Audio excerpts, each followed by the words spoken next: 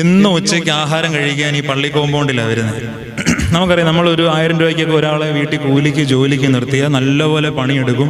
ഉച്ചയാകുമ്പം തണലത്ത് വന്നിരുന്ന് പൊതിയഴിച്ച് ആഹാരമൊക്കെ കഴിച്ച് ഒരു 10 മിനിറ്റ് ഫോണൊക്കെ നോക്കിയിട്ടാണ് പിന്നെയും പണിക്ക് വരുന്നത്. അവർക്ക് ആ വിശ്രമം ആവശ്യമാണ്.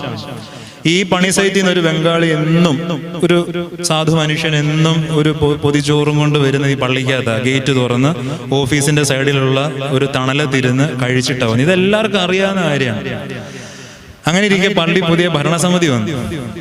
ഭരണസമിതിയൊക്കെ വരുമ്പോൾ എന്തെങ്കിലുമൊക്കെ പള്ളി ചെയ്യണ്ടേ? വെറുതെ ഇരിക്കുന്ന മുറ്റത്ത് ടൈലിടുക, വെറുതെ ഇരിക്കുന്ന പള്ളി ഫ്ലൈ ഓവർ ഉണ്ടാക്കുക. അങ്ങനെ ഒരു അച്ഛൻ ചെയ്തിട്ടുണ്ട് ഒരിക്കൽ. പള്ളിയിൽ നിന്ന് ഓഡിറ്റോറിയത്തിലോട്ട് ഫ്ലൈ ഓവർ ഉണ്ടാക്കി. കാല് നീട്ടി വെച്ച് കടന്ന 2 അടി വെച്ചാൽ മതി, ഓഡിറ്റോറിയത്തിൽ ചെല്ല.